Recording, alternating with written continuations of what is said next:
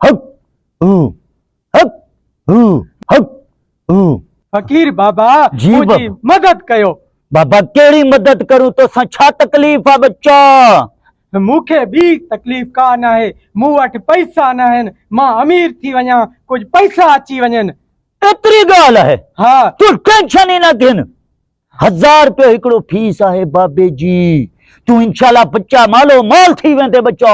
घणनि ॾींहंनि में मालो माल थी वेंदो? बस वध में वध 2 ॾींहंनि में बच्चा।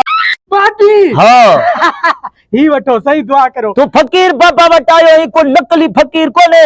हे वठ मुंहिंजो बच्चा हथ में, हथ बंद कर, हथ बंद कर। ॾिस जाना कंहिंखे ॿुधाई जाना वञी घर जे कोने में रखी छॾ मुंहिंजो बच्चा। फकीर बाबा ही त पत्थर आहिनि। ही तुझे लाइ पत्थर आहिनि, पर वॾी क़िस्मत आहिनि। तोखे ख़बर नाहे असीं किथां आंदा अथसि। हाँ हाँ वञ मुंहिंजा बच्चा उथी। ठीक आहे सही। हक हू हक हू। ही त आसान कम है बाबे यारो। हाणे त बाबो ही थी रहंदो मां। बाबा बाबा जी मुंहिंजा बच्चा, जी बच्चा हुकुम कर। मुंहिंजा बच्चा ॾाढो सतायल आहीं। बाबे जे हूंदे तोखे केड़ी टेंशन आहे मुंहिंजा बच्चा? बाबे जे हूंदे कोई टेंशन है। वो मुंहिंजा बच्चा तू हुकुम कर। बाबो जलाली में अची वियो आहे। हुकुम कर। बाबा मुझो रिश्तो न तो थे बाबा। हथ दिखा मुंहिंजा बच्चा।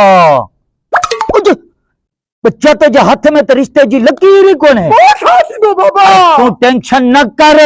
बाबे जे होंदे तू टेंशन न कर। बाबा रिश्ता कराई दो आजा। उठे उठ।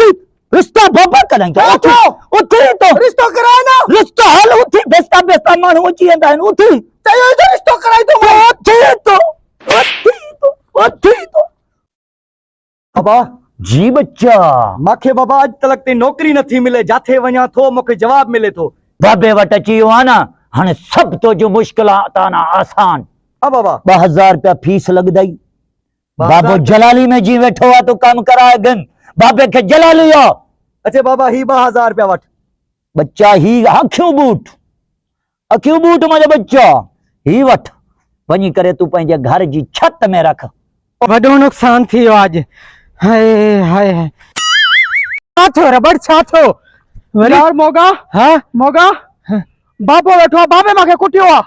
बाबे तोखे कुटियो? हाँ दुआ वठतई बाबे खां। गाड़ी टोपी वारो वेठो आहे उते। मां बि सुबुह जो दुआ वठी आयो मां। 1000 रुपयो मूंखां वठी वियो। 1000 मूंखां वरितो अथसि। उत्तर में मुंहिंजी मोटरसाइकिल फुर थी वई। मांजी ॻाल्हि ॿुध मोगा, अॼु बाबे जी ख़ैर न आहे। तू अच मूंसां। बाबा फराडी आहे तकड़ा। हल तू, बाबा जी ख़ैर न आहे अॼु। हक हू। वाह बाबा वाह। मुंहिंजो बच्चा लगे तो तोखे रिश्तो मिली वियो। बाबा मुंहिंजा बच्चा लगे तो तोखे भी मालो माल थी। मां अमीर थी वियो बाबा। करवाई शुरू कर। अच्छा असां अॼु रंग जी आऊं बाबा।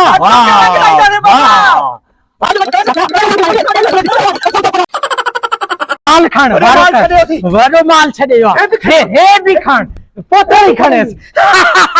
रबड़ मोगे जी मार।